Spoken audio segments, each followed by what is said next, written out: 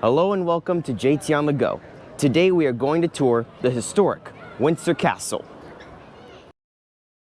To get to Windsor Castle by train, take the National Rail Service toward Didcot Parkway or the Elizabeth Line toward Reading and get off at Slough.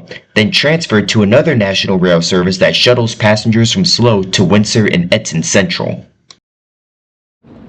The reason why I recommend Windsor and Eton is because when walking from the station to Windsor Castle, you'll pass a restaurant that makes some of the best cinnamon rolls I have ever tasted. You can get tickets for Windsor Castle through the official Royal Collection Trust website. For adults, it's £31.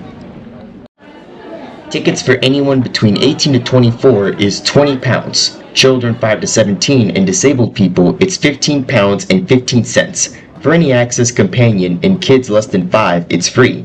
This is if you book in advance.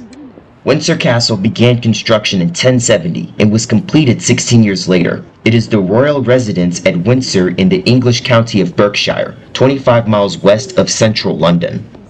Here is a timeline of the history of Windsor Castle and a record of which kings and queens are buried here. The most recent is, of course, Queen Elizabeth II back in 2022. What we see here is a model of the size of Windsor Castle. To this day, Windsor Castle is the largest occupied castle in the world, and it is still a working palace for the royal family. Because this place is still used by the royal family, they have airport-style security you have to get through.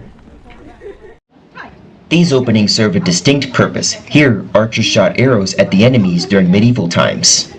Windsor used to serve as the retreat for Queen Elizabeth II until her passing in 2022. Now, this is where she is buried.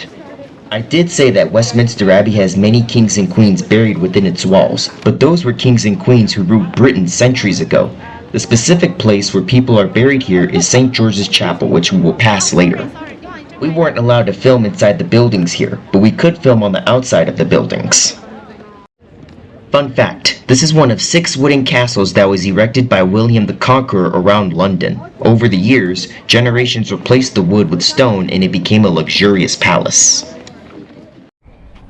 As I previously mentioned, Windsor Castle is the largest occupied castle in Europe, and this was the home to the English royal family for nearly 1,000 years. Today, Buckingham Palace in central London is the home of the English royal family. That building behind the wall is the top of Windsor Castle.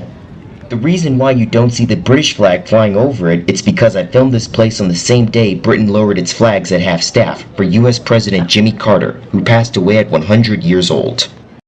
Windsor Castle can give you a fine view of the town below. All you would see inside these buildings is a bunch of luxury rooms for the royal family. What we see here is a grass field in the middle of the castle. Windsor Castle is often used by the king or queen to host foreign leaders for state visits. This is when the castle becomes the site of ceremonial events and diplomatic meetings. The most recent state visit here was when King Charles III hosted the state visit for US President Donald Trump. Today, 1.4 million visitors a year visit Windsor Castle, making it the most popular royal destination in the UK. We're now heading to St. George's Chapel. Many baptisms and weddings of the royal family have happened in St. George's Chapel. St. George's Chapel is the burial site for 11 monarchs, including 10 kings and queens. Members of the royal family buried there are King Henry VIII, who switched England's religion to Protestant after Martin Luther published the 95 Thesis, King George III, whose ideas of taxing the American colonists led to the American Revolution and the birth of the United States. He also led Britain during the Napoleonic Wars. King George V, who led Britain during World War I, his son, King George VI, who led Britain during World War II, and of course his daughter, Queen Elizabeth II, England's longest ruling monarch.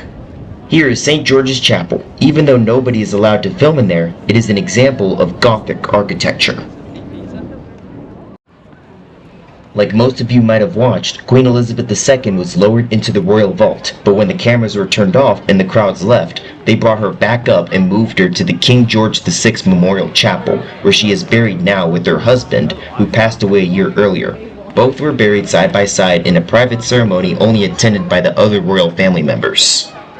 When you go in there, the audio guide and signs point you to where Queen Elizabeth II is buried. Look at this. He's one of the many royal guards that stand in an assigned post on royal family grounds. That gray coat he's wearing is what they wear in the winter. They wear the red ones in the summer. We're concluding this visit while watching the changing of the guard. I didn't bother finding the other kings I mentioned that were buried in St. George's Chapel, but when passing the choir section, I walked on the burial spot of King Henry VIII. In conclusion, Windsor Castle is a place to visit when wanting to escape the hustle and bustle of London.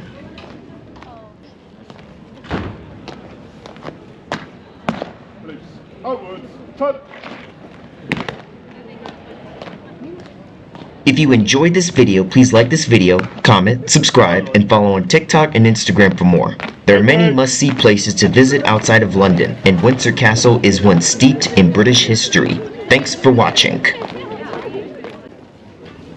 She said don't start it. Guys, it's like the best meat ever. She said which one?